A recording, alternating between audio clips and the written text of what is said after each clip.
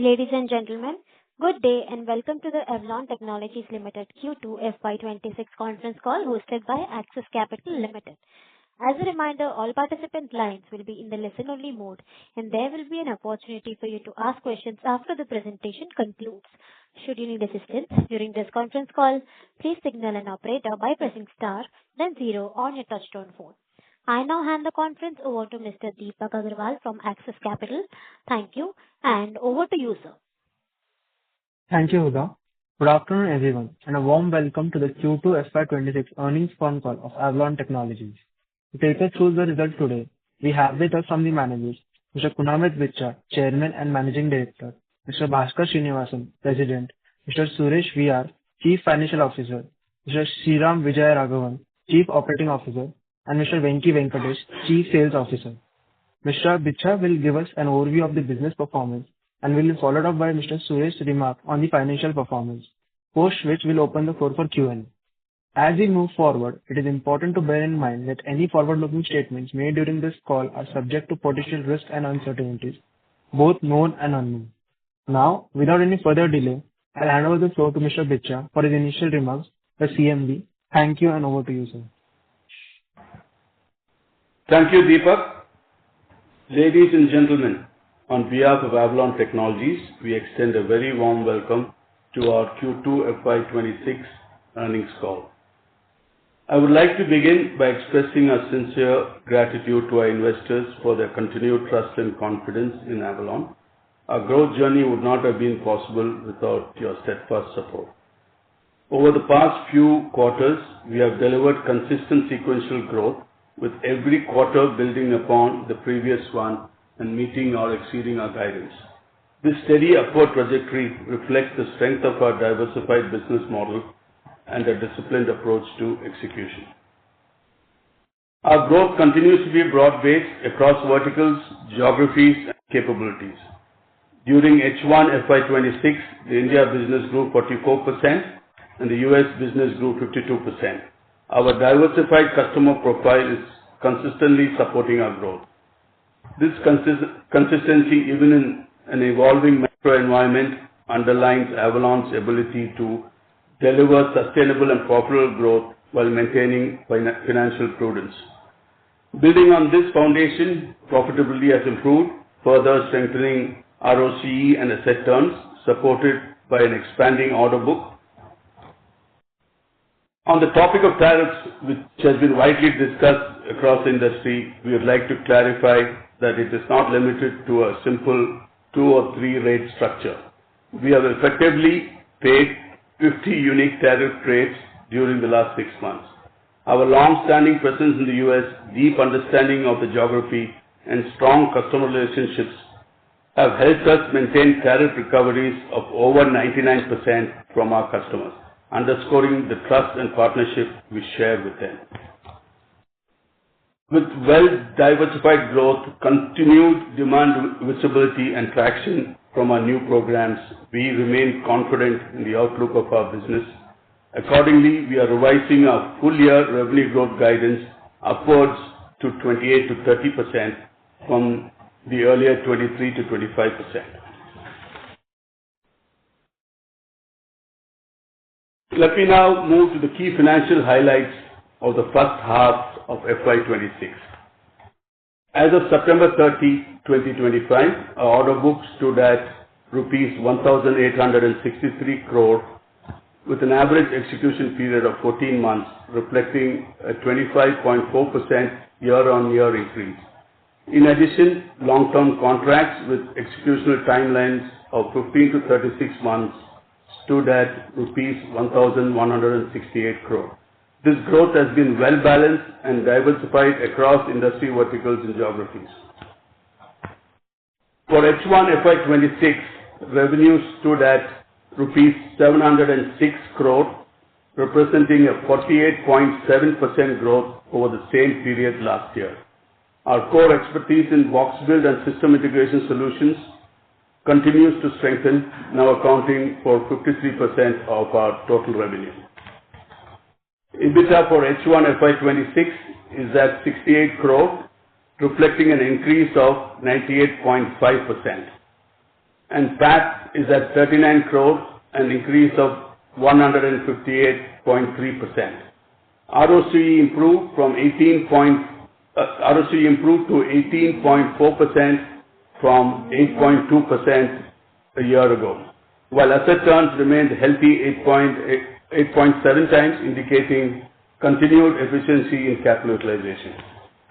Net working capital is at 131 days as of September 2025, compared with 124 days as of March 2025, mainly due to temporary elevated inventory levels to support upcoming production and growth. On a sequential Q1 to Q2 basis, net working capital improved by 11 days, driven by a 7-day improvement in receivables, 3-day improvement in inventory, and a 1-day improvement in payables. We remain focused on improving working capital efficiency and expect to bring it within 120 to 130 days in the next few quarters. Gross margin stood at 34.9% for H1 FY24, which remains at the higher end of our guided range of 33 to 35%. For Q2 FY26, gross margin was at 34.3%. India manufacturing operations, which continue to serve both domestic and global customers, accounted for 81% of the total revenue in Q2 FY26, delivering a healthy profitability with an EBITDA margin of 14.1% and a PAT margin of 10.9%. Revenue from our U.S. manufacturing operations contributed to the remaining 19%. The U.S. operations scale up further. We expect operating leverage to support margin improvements in the later part of the year. Avalon's dual presence in U.S. and India offers a unique advantage. Our U.S. facility helps customers localize production and manage tariff exposure, while our India operations offer a cost-effective and scalable manufacturing base. This geographic flexibility positions Avalon well to support customers and adapt to changing trade dynamics. As tariff-related discussions in the U.S. and India continue, we are monitoring developments closely and will stay agile and measured in any strategic adjustments. We are also seeing increasing engagement from customers in multiple geographies for Made in India products, and will share more updates in the coming quarters. Now moving on to our key growth drivers and an update on major programs. We remain encouraged by the continued momentum across our three growth engines. 1.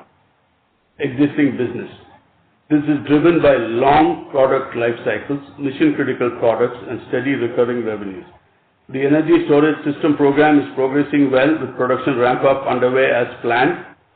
In the aerospace vertical, cabin sub-assemblies are currently under first article inspection and progressing in line with our plan for ramp-up in the first half of the next calendar year.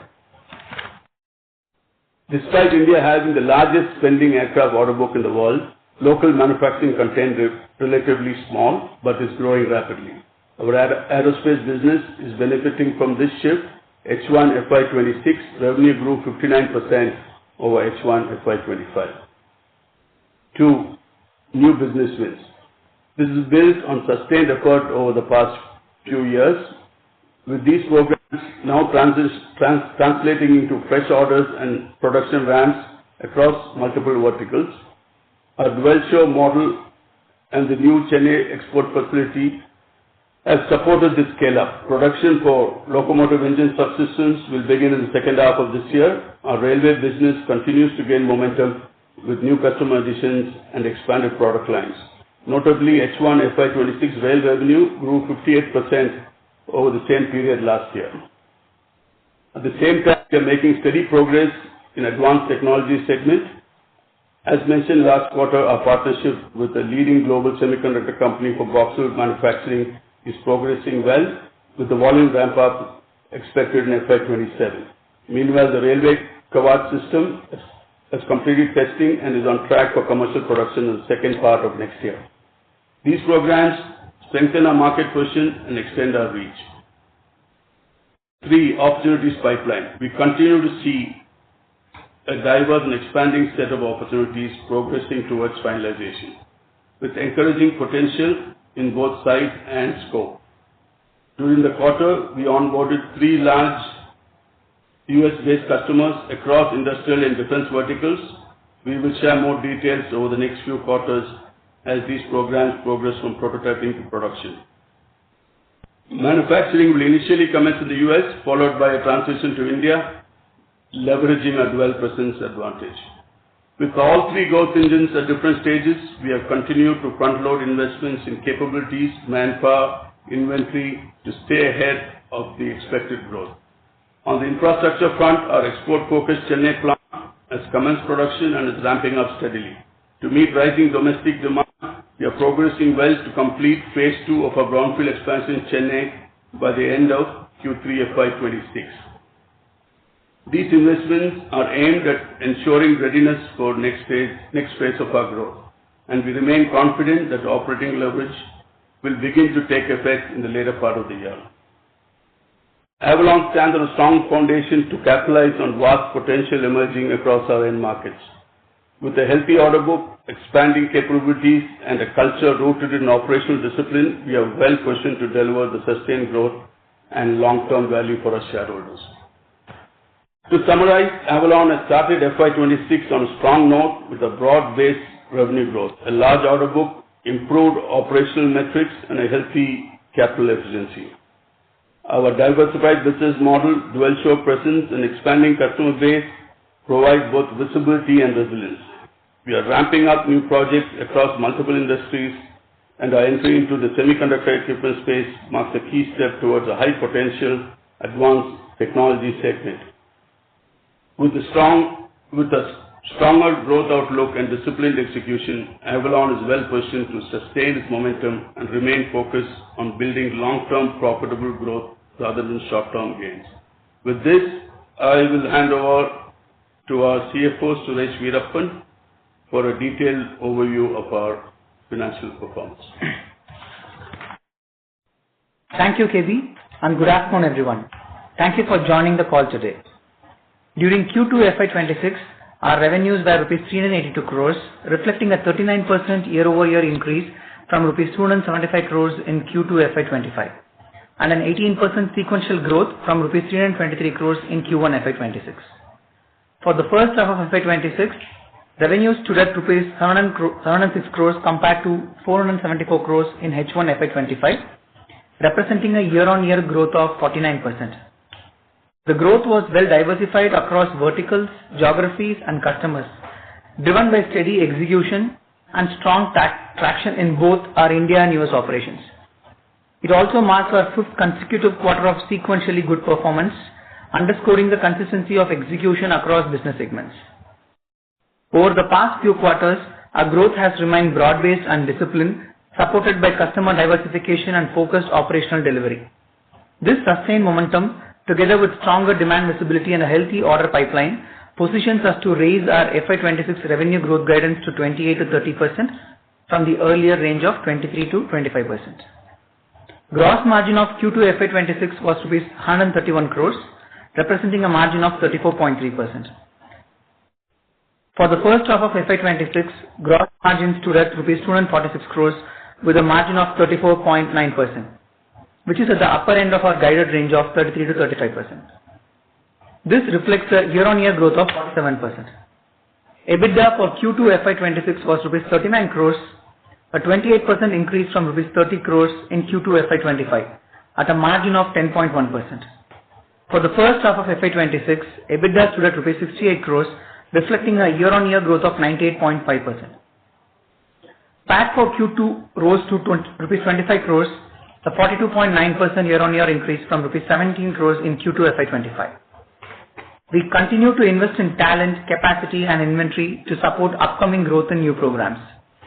These initiatives strengthen our foundation for long-term growth and are expected to enhance operating efficiency as volumes ramp up in the second half of the year, with this impact being more visible towards the end of FY26 and carrying into FY27.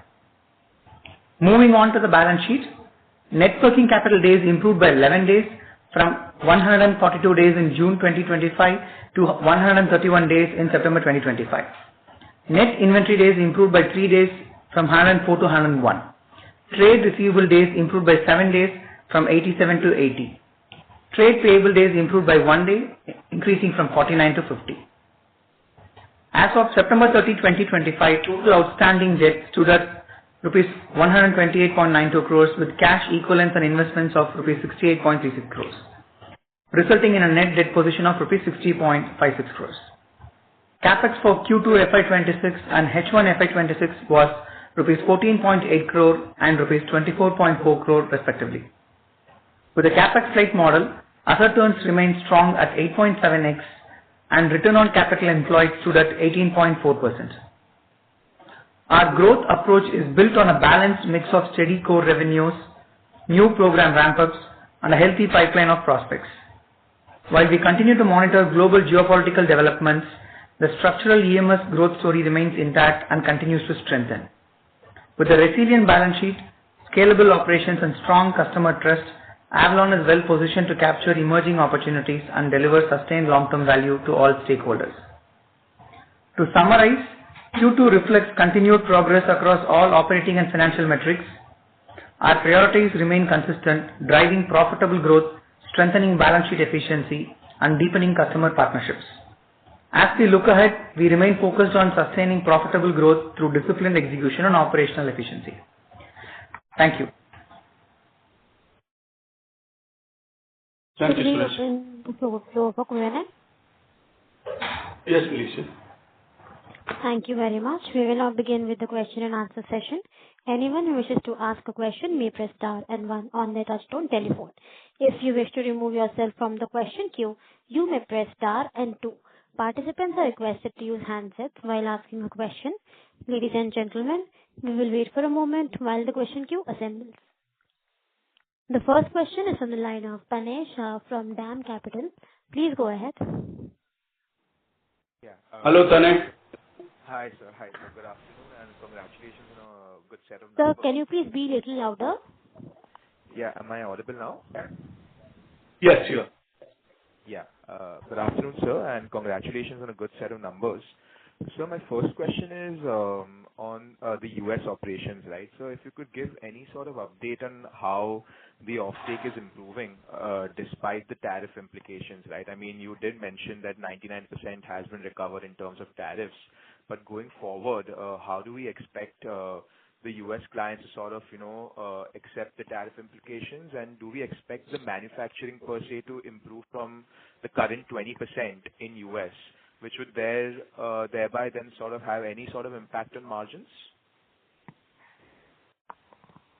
That's a good question. So we are seeing a lot of opportunities now with the dual sourcing model we have, where they can start in the U.S.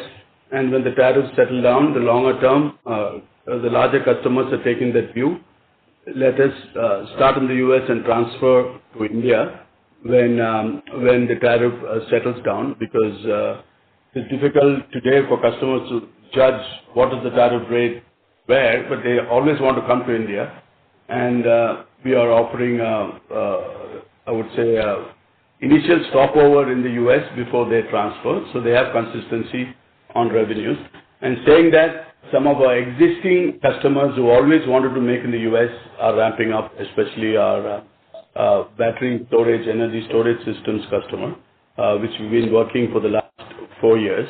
We are seeing a substantial ramp for them, which has already started and into the next 12 months. So we're very positive because we have a solution for customers to come to India, because otherwise it is very difficult for customers to see how can I come to India with a 50% tariff, right? So this dual model helps us a great deal to make that happen. So but with that happening, we don't expect any interim impact on our margins to that extent. So if we look at our gross margins, we have so steady. On the margin front, I would say we are investing into the future. As you've seen some of these larger ticket customers cutting in, we have a few more in the next few quarters. So we are getting the team ready, especially in India, to get ready for the ramp.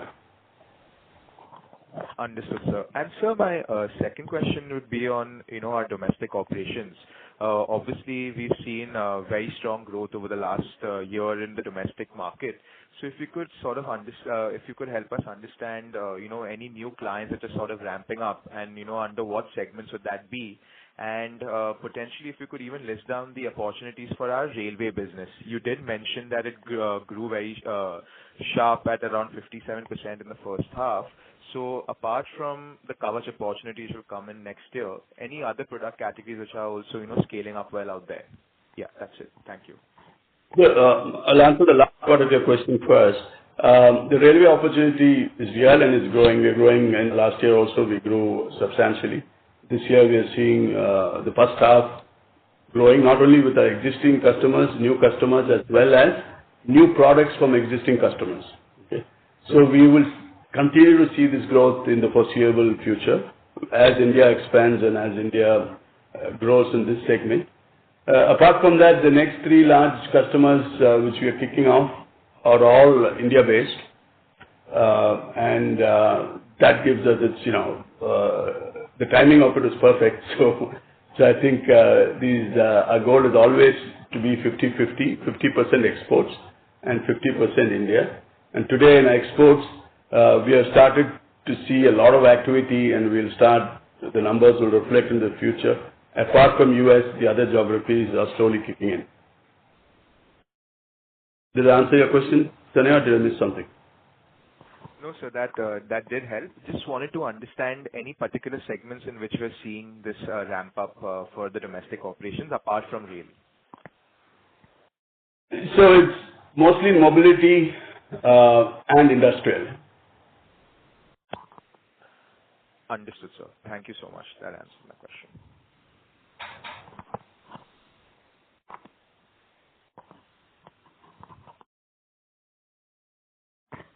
Hello? Yes, that answers my question. Thank you. Thank you, Tanya. Thank you. The next question is from the line of Samit Sinha from Macquarie. Please go ahead. Yes, thank you very much. Question regarding gross margins. Sequentially, gross margins decreased despite the fact that the revenues increased nicely.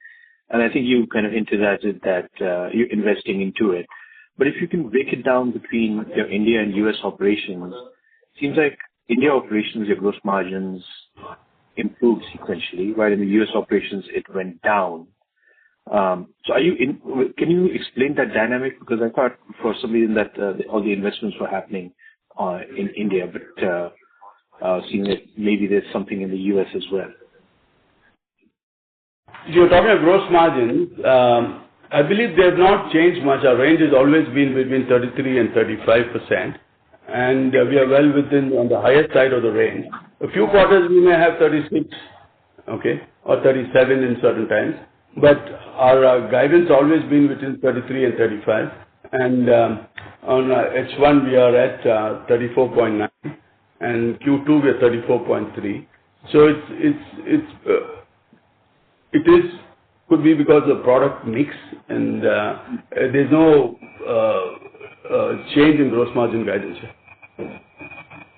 Got it. Okay. So that's and in terms of these the new business that you're seeing, kind of a broader question. So these three large customers in India, can you talk about which verticals, which sectors they're coming from, and can you also kind of comment on the average ASP and order size of these new customers? Is it larger, average?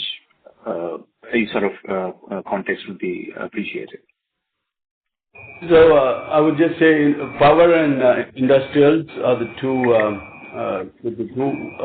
key areas, and we will start seeing activity maybe late part of this quarter or next quarter, and substantial. They could be top 10 in our top 10 customers by the end of this year or so. Did I answer your question, Samit? Yeah, absolutely. Thank you very much. And just to add, the transition customers coming to US first and then to India. One is in the power sector from Europe, coming to US first and then moving to India. Number two is industrial customer. That's again starting in the US. And third is a defense customer. Excellent. Thank you. Thank you. Thank you, Sumit. I repeat, you may press star and one to ask a question. The next question is from the line of Praveen Sahai from PL Capital. Please go ahead. Yeah, thank you for opportunity. So my question is related to the guidance of a 28 to 30% of revenue guidance for this year.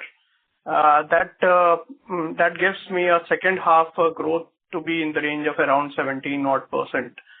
So why, in the back-to-back quarters in the past, we had seen a very good growth for the last 4 quarters at least. Now you are saying about the lower growth for the second half with your guidance. Why is it so? No, it's, as you know, probably I'm not sure, we are conservative. So the reasons, there is growth, there's multi-quarter growth. We look at how we look at ourselves and kind of rate ourselves as can we double in 3 years, which we are doing, and then can we further double 3 years from 27. Okay, that's been our motto rather than looking at quarter to quarter. And as you have seen, last 5 quarters, we have delivered more than 40% growth.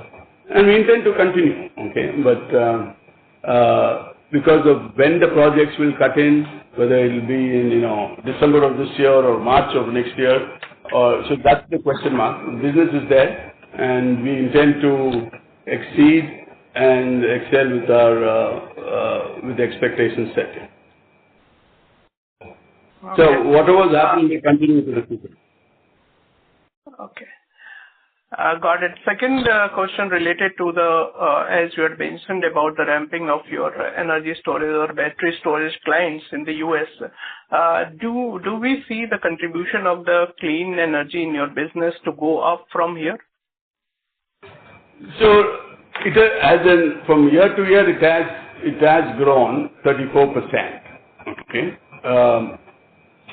So relative to others are growing a little bit faster because some of our industrial grew year to year grew 73%, communication grew 68%, mobility grew 59%. So related to that, it's a little bit slower, but on a year to year basis, it is growing at a healthy rate of 34%. The growth is very well diversified across verticals. So I think there is going to be pickup in clean energy also, and we've already started seeing that happening in this quarter. So we will maintain the contribution at least at what level they are in right now. Absolutely, and our intention always to have it between 20 and 25.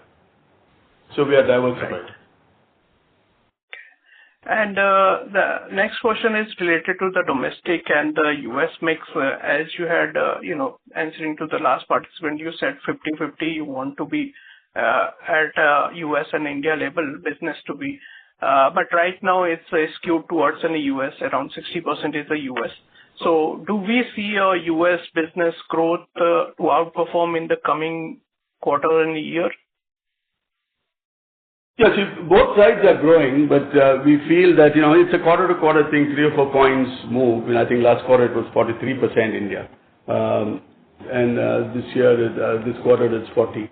But intention is to get to 50. I think we should get there sooner than we expect. Okay. We're saying that US is also growing. Okay. When we say US, it's not US manufacturing. When we make products for US and India, so we categorize that also. Right? So that 81% includes some of the manufacturing we do for US and India. Mm-hmm. Okay. Thank you, sir, and all the best. Thank you, Praveen. Thank you. The next question is from the line of Vipraw Srivastava from Phillip Capital. Please go ahead. Hi, sir. Good afternoon. Last year for FY25, our H2 was better than H1. That's why we saw inventory build-up happening in Q2. This year, based on the guidance, if we do the back calculation, we'll see H2 more or less being in line with H1. maybe slight upside, then why is the case that the inventory days is so high and the cash flow from operation is negative?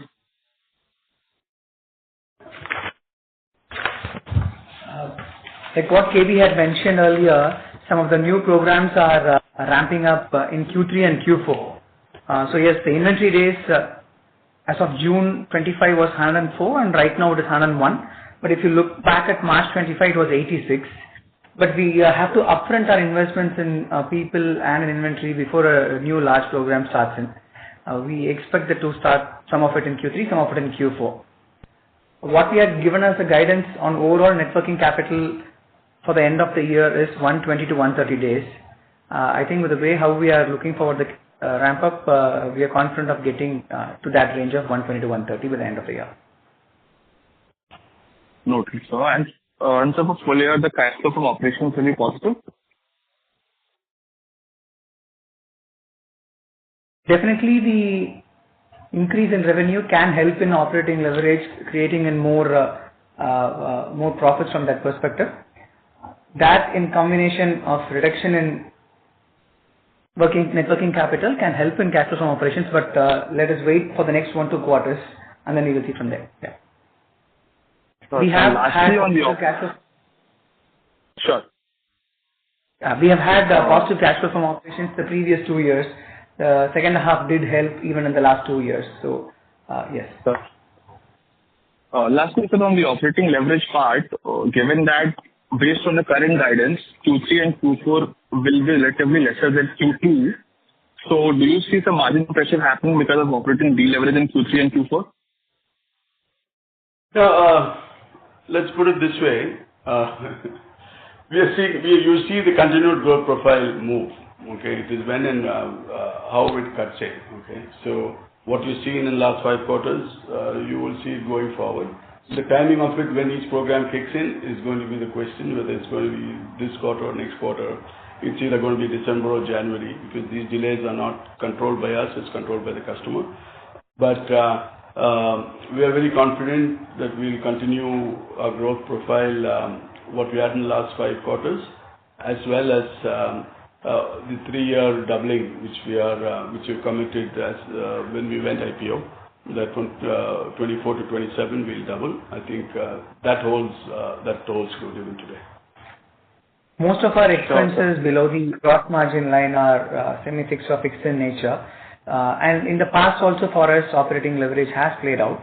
Right now, like what we have been highlighting the last 6 months and even earlier in the call, we are upfronting some investments in people and inventory right now for the new programs that are kicking up in the second half. So yes, it is on the positive side of operating leverage is what we are also expecting. Sure. So, and lastly from my end, in the first half, roughly 81% of manufacturing has happened in India. Based on my presentation, 19% has happened in US. Where do you see this number heading for the remaining 2 quarters? Do you see this heading upwards or remaining static? So we've always guided to 80-20, and a few quarters there'll be a couple of points up or down either way. But we still in the next 2 quarters we see it's at 80-20. Noted, sir. And this will have no impact on margins, right? Increased US manufacturing. I don't believe. I think it will get better as US numbers improve. Because our top line is increasing, so with that the US side also will increase. Sure, sir. Thank you. Thank you. You're welcome, Vipra. Thank you. I repeat, you may press star and 1 to ask a question. The next question is from the line of Chirag from Keynote Capitals. Please go ahead. Yeah, thank you for the opportunity and congratulations for a great set of numbers, sir. So my first question is, post the implication of tariffs, I just wanted to understand one thing, that if someone is buying from our US facility, someone is buying from our Indian facility, what is the cost differential one as a client one is getting? Okay, that's an interesting question. So there's not a flat increase by percentage. It all depends on the labor content.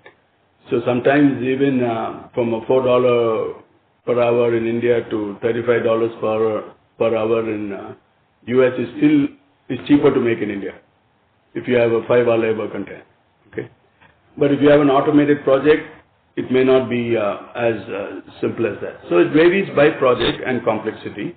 Some of the products we have 200, 300 hours of labor in each part since we make complex parts. So it's difficult to move back and forth. And these are, $50, $60 billion companies. They are not going to change because like the textile industry or the leather industry, because something is cheaper or something is higher. Because you've got 25% tariffs average across any country you go to, okay, in the cost-effective countries. So it's not a change we see like the consumer industry where it moves very quickly. You've seen it on numbers. Customers who make in India continue to make in India. And these products have a 10 to 15-year life cycle. So just because of a 2 or 3 quarter change, they're not going to make the switch. And it takes a year or year and a half for them to make a switch, even if they decide something. So they rather wait it out and pay the, as you see, most of our customers are paid on the tariffs. Fair enough, sir. So I just wanted to clarification on one thing. Our earlier strategy was similar to what we are thinking right now, where initial manufacturing for US clients were done in US, and to showcase them some benefits of shifting it to the India facility where everything what we used to manufacture in US is similar that we were able to do in India. We were able to shift certain clients from US to India, which benefited Avalon from a perspective that labor cost in India was comparatively cheaper than US, led to a significant margin improvement on EBITDA levels. So, would it be correct for me to understand when we are getting new orders or certain clients related to battery electricity storage are initially focusing on US, would be expecting to move to India when they are showcase the kind of quality of product we can deliver? So you are right and wrong in that notion. So if you look at us 3-4 years back, we started in US, then brought it India sometime. But around a year and a half back, if I recall the timing right, we started bringing customers directly to India. Okay, so to kind of cost effectively reduce our overhead in the US. So that was starting to work, and it was working till this tariff situation came. So we are back to the old model where, okay, let's start building there at a higher cost.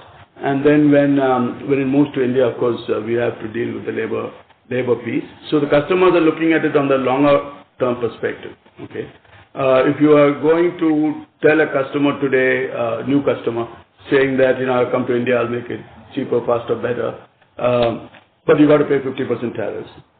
That's not going to work. So what we're saying is, let's start in the US, and then in 6 months, these are substantially large customers. You have an opportunity to move to India, and you will not waste the time in transferring the technology. So that is what is working in our favor today, having the two-plant strategy in 2 countries. Fair enough, sir. Means this problematic situation is actually helping us to garner more clients compared to the peers who are actually working in India. Absolutely. Like I said, we have seen more activity now than before. Right. Sir, over the last 2-3 years time frame, where our revenue used to be around 220 crores annually, we have done a phenomenal job to almost shift it to 400 crores roughly rate. One thing I wanted to actually understand, the earlier order inflow rate on a monthly basis in last 5 to 7 quarters used to be in the range of 130 odd crores on monthly levels and about 1600 to 1700, about 1500 to 1600 crores on a quarterly level, on an annualized level. But today also I'm able to see that on a quarterly basis, our order inflow run rate is still around 460, 470, which is monthly about 150 crores roughly. And our revenue has jumped from 200 crores to 400 crores. So I'm able to, is there any hindrance that you are facing to garner more orders, or is there any supply capacity constraint that we have today, which is expected to unlock, and we are expecting that order book inflow on a quarterly basis is expected to jump from current levels to 550, 600 crores on a quarter basis? So the way you need to look at it is, see what comes as physical orders and not contracts is 1863 crores for the next 14 months. Okay, I've got another set of orders and contracts, which is from 14 months to 36 months. So the total is around 3,031 crores. And we've got orders past the 3 years, some contracts are for 15 years. Okay? Those we don't count. We don't, we're just looking at the near term. So if you're just chasing the order book, what can we ship in the next 12 months is what we look at. Okay? So we're not taking our usual contracts anywhere from 5 years to, some cases 15 years in the aero industry. But we're not counting the last part of it. Did I answer your question, Chirag? Got it. So just to clarify one, the long-term contract, which is more than 14 months to 3 years, are separate set of numbers compared to the 1,800, 1,900 crore order book that we have today. Absolutely, yeah. So we have 3,000 plus and we got more after that. Got it. Fair enough, sir. That is it from my side. And the one thing, I'm so sorry. Sorry to interrupt, sir, but I request you to rejoin the queue for follow-up question. Sure, no issues. Thank you. Thank you, Chirag. The next question is from the line of Neev Mehta from Equirius Securities. Please go ahead. Hi, sir. Thank you for the opportunity and congratulations for a good set of numbers. Sir, can you please We can't hear you. Mr. Mehta? Sir, am I audible, sir? Now a lot better now. Sir, please, can you speak a little louder? Yeah. Sir, so my question was on the side, on the book side. So what is the proposal of order book We still can't hear you, Mr. Mehta. Hello. Yeah, a lot better, Go ahead, Neil. Yeah. Really sorry for the inconvenience, sir. Sir, I just wanted to ask, what would be the initial order book? It drops off after the first few words. It kind of drops off, Neil. We can't hear you properly, Mr. Mehta. I request you to rejoin the queue.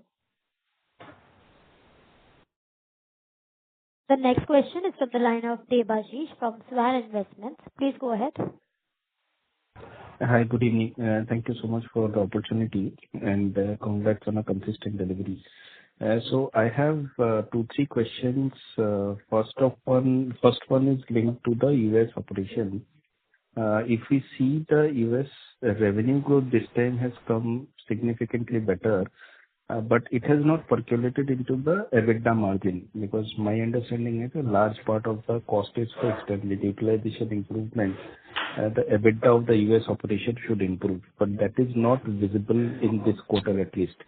So is it more transient in nature, and going forward we will see the US manufacturing facility to improve in the, contribute more in the margins? So just wanted to get some sense here. Hi, Debashish, Suresh here.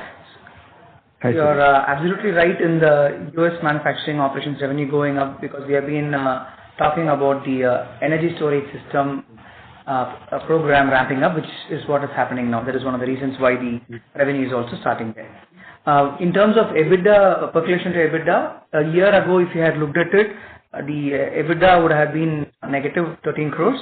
But right now, that's not the case, where the operating leverage with increasing and increased revenue over there is helping the US operations also, which is what is the hope in the coming quarters to continue there. Okay, so Q2 last year was negative 13 crore. What is the number this year, sir? EBITDA is minus 5 crore, right? Correct. Okay, understood. And the second question is, this is again related to the guidance. I don't want to hold you for this year number. So this is more of a long-term question. I'm trying to get some sense. You are talking about doubling the revenue between FY24 to 27. Now, if I just taking the run rate of the current quarter, we have almost touched the double of FY24 and FY26 itself. Not exactly double, but close to that. So just trying to get some sense that you will still maintaining that this FY24 number will be doubling in FY27, or you think that because of higher traction as compared to what you initially thought, that FY27 numbers could be better than FY20, I mean, the initial guidance that you were thinking of? So what we are thinking is a little bit longer term, because we think, this is very much possible, like you said. Okay. We are looking at doubling from that point in the next 3 years. So the planning is based on the next 3 years already. Sure. From 27 to... Yeah. But sir, what I'm trying to get some sense is, I mean, in FY24, we achieved around 900 crores, 870 crores. Now, my sense is that in FY26 itself, we'll be crossing 1,500 crores type of run rate. So you are still like in FY27, you were kind of 1,700, 1,800 crore number that you are looking at, or they were targeting much higher numbers? Because as far as our last discussion is concerned, you were already working on some of the few large projects in railways and all. So that is some sense I'm trying to get. I'm very much confident that post in next 3 years, you will be again doubling that number. There is no doubt about it. I'm just trying to understand that whether there is any preponement as compared to what you thought initially when you... We'll all be happy. Yeah. We'll all be happy what happens earlier, and we strive to do that. But as you know, we're very conservative in our approach. So we still maintain doubling 3 years and doubling again in the next 3 years. And if it comes earlier, all of us are happy. The investors are more happier than what we are. But our internal targets are much higher. Sure. Understood. And if you can Sorry to interrupt, sir, but I request you to rejoin the queue for follow-up question. Sure. Thank you so much. Thank you. The next question is from the line of Himanshu from Krijuna Research and Analysis. Please go ahead. Hello, sir. I'm audible. Very much, Himanshu. Please go ahead. Sir, congratulations on your good numbers. Yeah, my first question is on in your last transcript, you say you are entering into semiconductor equipment manufacturing space, and you buy the Industry 4.0 complex box build. So in this quarter, this last 2 quarters, anything manufacturing you start, you can give me a review on equipment. Sorry, Himanshu. Sorry. Go ahead. Yeah, you can give me a broad view what you are doing in the semiconductor equipment manufacturing space. Yeah, we have already started. We have invested quite a bit into that, and we are starting to see how the first set of prototypes are going out this quarter, and we'll see high-level production into the next few quarters. So everything is in line, and we believe 1 year plus of work is finally going to pay dividends in the future quarters. Okay, sir. And my second question is, what is the synergy gain on collaboration with JEPCO Private Limited? Yes. What is your synergy gain on collaboration with JEPCO Private Limited?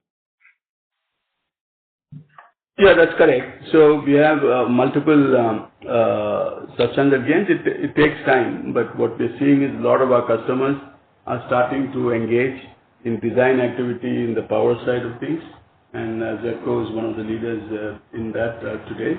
And of course, they're also on a second project working on motors for drones in the India market. That is also progressing well. But collectively, for us, the more important part is the design part, which are customers in the power and clean energy. We have a design partner now, which can take the design part of it, and of course, we are more interested in manufacturing it, and all that is playing out as we plan.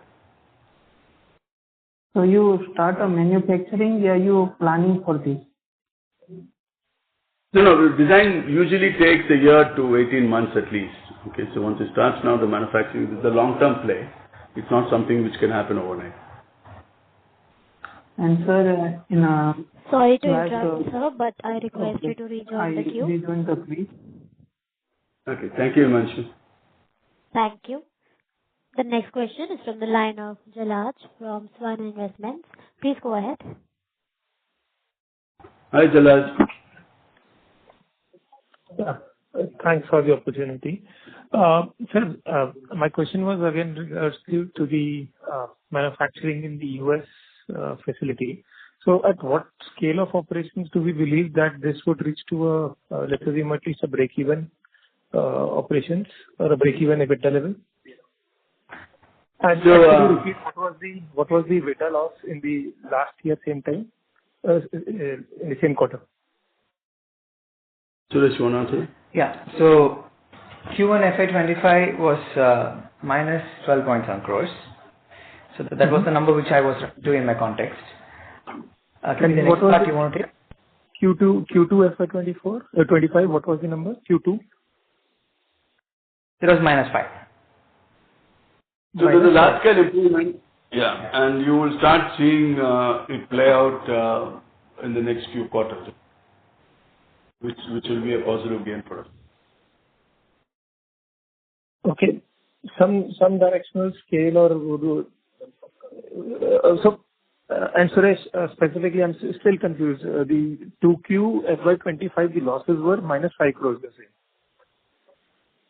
Approximately around that number. I think should be around you're talking about Q2 FY26 or Q2 FY25? 25. That's okay. Q1 FY25 is minus 13. Q2 FY25 is minus 3.9 odd. Yeah. Okay. So if that is the number, then our EBITDA losses have rather increased in absolute terms, and our revenue has increased by almost from 30 crores to 72 crores, so almost gain of 40 crores, but EBITDA, it has not flown through. So I'm just trying to get my head around that losses have increased in EBITDA terms in the US facility. No. So right now, like what we had said earlier, we had spoken about this earlier also, where we are upfronting our investments today in the people as well as in the inventory for the revenues that are yet to flow in. So today you have the cost that is there without the matching revenues which is yet to flow in. Okay.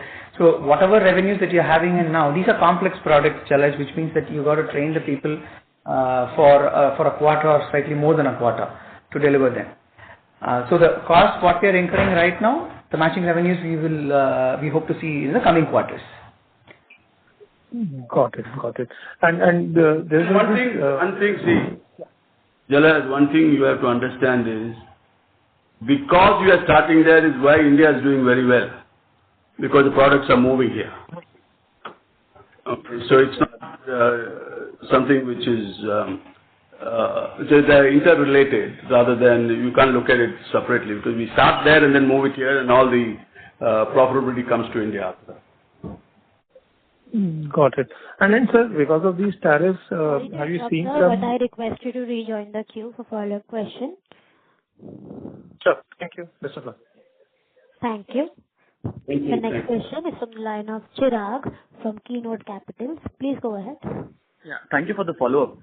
Sir, my question which I asked about the inflow of order book, I'm still after adding long-term and short-term order book, our quarterly run rate is still around 450-460 crores compared to 400 crores a year back, whereas our revenue has improved from almost 275 crores to almost 380 crores. So just wanted to understand the same thing again. Are we facing any headwinds in garnering more orders at this moment?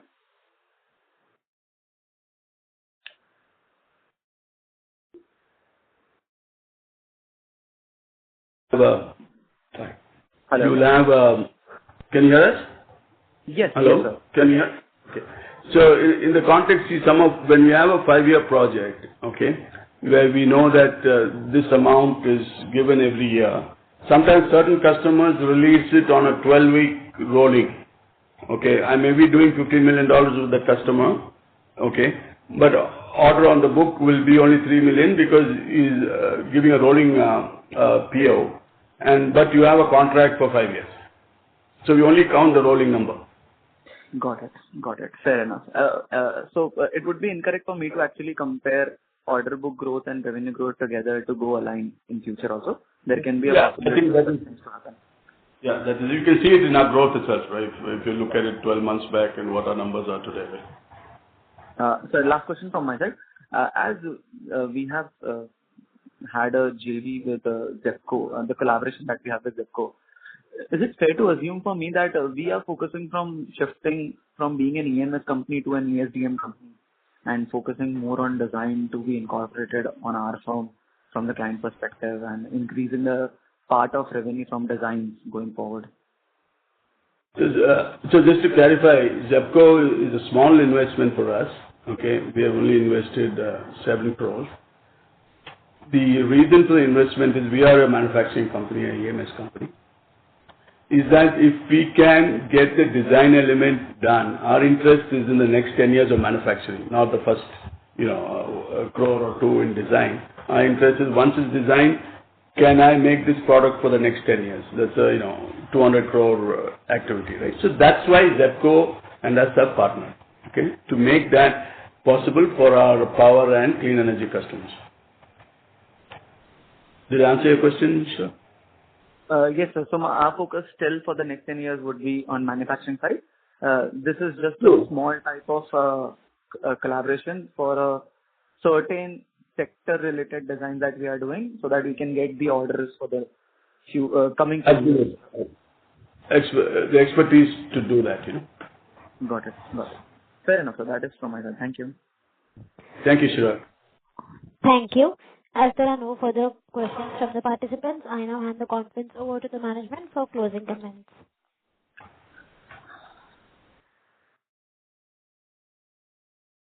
Thank you. FY26 has started strong for Avalon with robust revenue growth, solid execution, and continued customer traction across key markets. The upward revision in our revenue growth guidance reflects our confidence in our business outlook. We remain focused on scaling programs, enhancing capabilities, and investing ahead of our growth. Our entry into semiconductor equipment space marks a key step as we expand into more advanced high-potential segments. With a healthy order book, expanding customer engagement, and a flexible global manufacturing model, we are well positioned to sustain momentum through the year and deliver profitable growth. We thank our investors for the continued support and look forward to updating you in the coming quarters. Thank you. On behalf of Axis Capital Limited, that concludes this conference. Thank you for joining us, and you may now disconnect your lines. Thank you.